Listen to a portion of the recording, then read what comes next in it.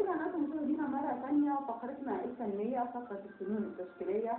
هي معانا اثنين من المواهب الشابة في الفن التشكيلي، هم خارجين طلبة فنون تطبيقية وفنون تشكيلية، فنون جميلة. انت عارف هم يعرفونا بنفسهم بقى ويعرفونا ليه دخلوا مجال الفن التشكيلي. من الله خالص طالبة فنون تطبيقية من كايرو أكاديمي. أنا قسم ديكور أولى تخصص، فأنا حابة القسم جدا لأنه فيه كل مميزات الكلية كلها. يعني بناخد أنيميشن اللي هي رسوم متحركة بطبيعتها كلها، وبناخد عامة احنا لازم يكون عندنا فري هاند عالي عشان نبقى كويسين في القسم ده، لأن هو كمان ليه علاقة بالديكور. إن احنا لينا أساس في الأرضيات، في الأسقف، في الحوائط، في كل الحاجات دي. إن احنا المفروض يعني مثلا إن احنا كل حاجة المفروض تبقى ماشية من جوه، كل حاجة تريح عين المشاهد. طبعا دي مهمة الديكور يعني. بالظبط. فاحنا عامة لازم نتعامل مع الحكاية دي جدا. وكمان يعني في أقسام تانية احنا مثلا ممكن نطبع قماش، ممكن ننحت، نعمل كل حاجة. قسمنا ده من كل حاجة كده. هبة عباس فنون جميلة. هناء عباس فنون جميلة. فنون جميلة وأولى جرافيك. أنا داخلة الكلية يعني حابة الرسم، عندي موهبة من وأنا صغيرة جدا. يعني مش هما جميلة اللي فرضت عليك في الكلية؟ لا هي موهبة يعني من وأنا صغيرة جدا، والدتي ساعدت الموهبة أوي يعني. منها انت يمكن اثرت نقطة، وهي نقطة ان احنا المفروض يبقى عينينا شايفة كويس قوي الفرق ما بين المسافات، اختلاف الالوان، تناسق الالوان مع بعضها. يعني بمعنى اوضح ان كليات الفنون عامة، سواء فنون تطبيقية او فنون جميلة، بتعمل تغيير مسار للذوق. ده بيتحقق ازاي؟ يعني انت مثلا واحدة عندك ذوق، ازاي بيقدر ذوقك يختلف 360 درجة؟ يعني مثلا لو هنيجي نتكلم في مجال الديكور، في مثلا في واحد بيحب راحة نفسية، اللي هو مثلا بيحب الصوت الهادي جدا. في مثلا واحد بيحب الإسلام، الراجل الإسلامي. في واحد بيحب الزخارف، في واحد ما بيحبش حاجة خالص. واحد مش بيحب حاجة خالص. مش دي حاجة موجودة. بس إن احنا نشوف الإنسان ده عايز ايه؟ ايه الحاجة اللي تناسبه؟ ايه الألوان اللي بيحب يعيش فيها؟ ايه الحاجة اللي تريح عين اللي هيجيبه؟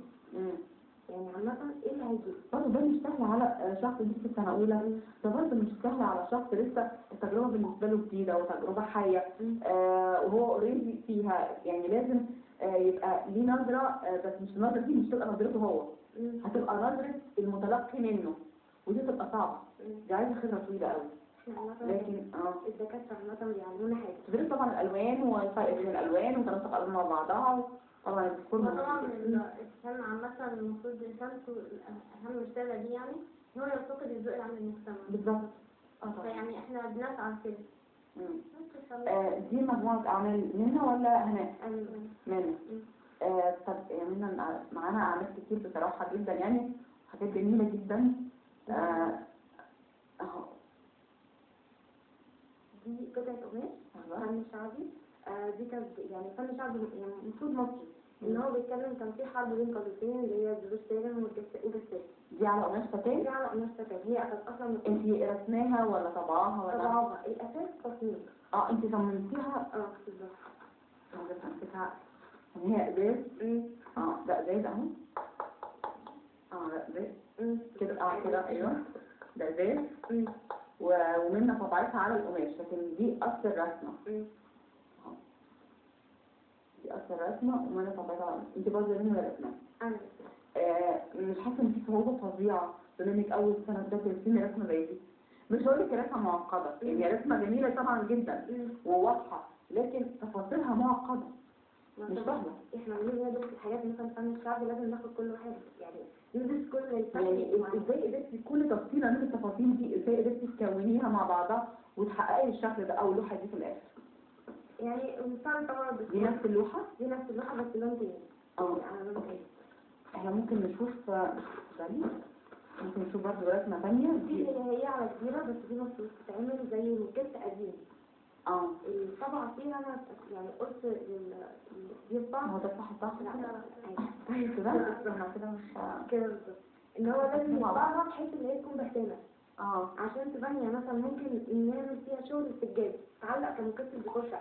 اصحاب المصانع بقى. بالظبط. ده دول اصحاب المصانع في يعني في ان هم يكتشفوا الموهبة الفنية زي منى وهناء، بالظبط. اللي هي الحاجات اللي بتعمل على السجاد، بتعمل على اللوحات، التكلفات اللي بتبقى موجودة في البيوت. بالظبط. دي هنا مبدأ، دي رسمة أصلية رسمة عندنا في الكلية. يعني أنا ازاي الشكل يكون طبيعي وانتي تختلفي، يعني تعملي الشكل مش مظبوط. ده شكل ايه بقى؟ ده مفروض صبار. صبار.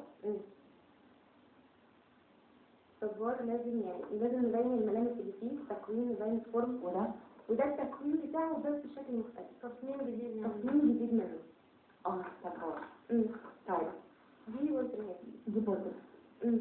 البورتريهات دي أهم حاجة طبعا في الفن التشكيلي عشان أعمل بالبورتريهين. أوكي. كده بورتريهات. دي صفات حقيقية انت فهمتيها ولا من واحد خيال؟ لا بنات عمي. بنات عمي. يعني عايزة أقول إن أنا عشت تجربة الرسم البورتريهات دي واسمه صعب قوي على بيرسمي. يعني أولا أنت هتيجي ترسمي شخص بتواجهي صعوبة فظيعة في إنك بتثبتيه ثبات معين وقاعدة معينة بيفضل عليها فترة لحد ما تقدري تحققي على الأقل بداية الخطوط بتاعة ملامح وشه. فدي مشكلة فظيعة. الورشة اللي أنا فيها أنا وهناء، الورشة دي بتعلمنا قبل ما ندرس البورتريهات. دي صورة والدتك؟ لا، واحدة اسمها الورشة بتاعت دي. كبيرة. يعني عايزة أقول لك حتى يعني ما شاء الله يعني من بجد في وضوح إنه حتى الملامح ملامح الكبر في السن، ملامح كبر السن ده توضحيها في الرسم. يعني تقدري تبيني إذا كانت دي شابة أو كبيرة. هي عامة أهم حاجة في البورتريهات عامة الروح يعني تحسي اللي أنا بقول ده شاب ولا عجوز، دي شابة ولا عجوزة. في حاجة كل إنسان ليه مفتاح في وشه. ممكن يحتاج بقى جمهور بقى وزباين كتير قوي فينا جت النهارده من خلال البرنامج بعد عرض البورتريهات دي.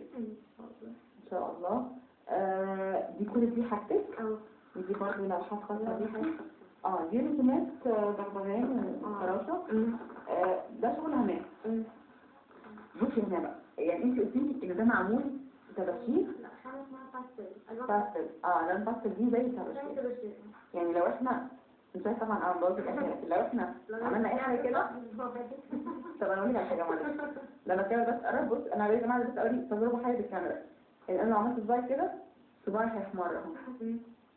هو يعني بس رسمه هايله. انت نقلاها من حاجه ولا من واحد خيال برضه؟ لا نقلاها. فاكر الطماطم، في طماطم حلوه كده بتتنقل. انا الطماطم شكلها مختلف كمان يعني. ده برضه شكل تاني. ما هو واضح من الخامة. ده برضو فنجان شكله يجنن طبعا. طب هل لما الحاجات دي تتبروز بيبقى فيها صعوبة في الألوان ممكن تتمسح أو كده؟ لا، هي ليها سبراي بيترش عليها بس هو بيودي الرمق بتاع الخامة نفسها. لكن لو اتبروزت لما تتبروز بتبقى ما فيهاش مشاكل. بتبقى سهلة. فين بقى اللوحة؟ ودي برضو دول زيت. مفيش خوف من دول. دي جميلة جدا برضو. شوف دي كده.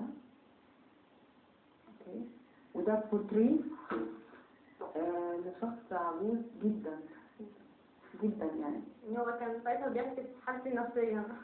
حالتي النفسية الدرجات دي؟ ده ايه الحالة النفسية دي؟ يعني بحاول استغل حالتي النفسية بان انا اطلع حاجة. وده برضه بورتريه بس ده تمثال. ده على ده احمد عرابي. التمثال ده على ورق ازرق بأسنان الوان خشب لونها ابيض. لون خشب ابيض. التمثال ده برضه مع بعض.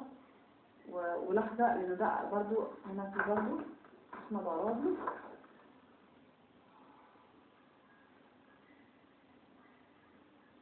احمد عرابي زي ما احنا شايفين.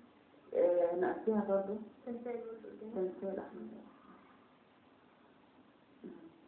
الحقيقة بقى دي الصورة الأخيرة معايا بورتريه، لكن واضح ان هو شخصية حسب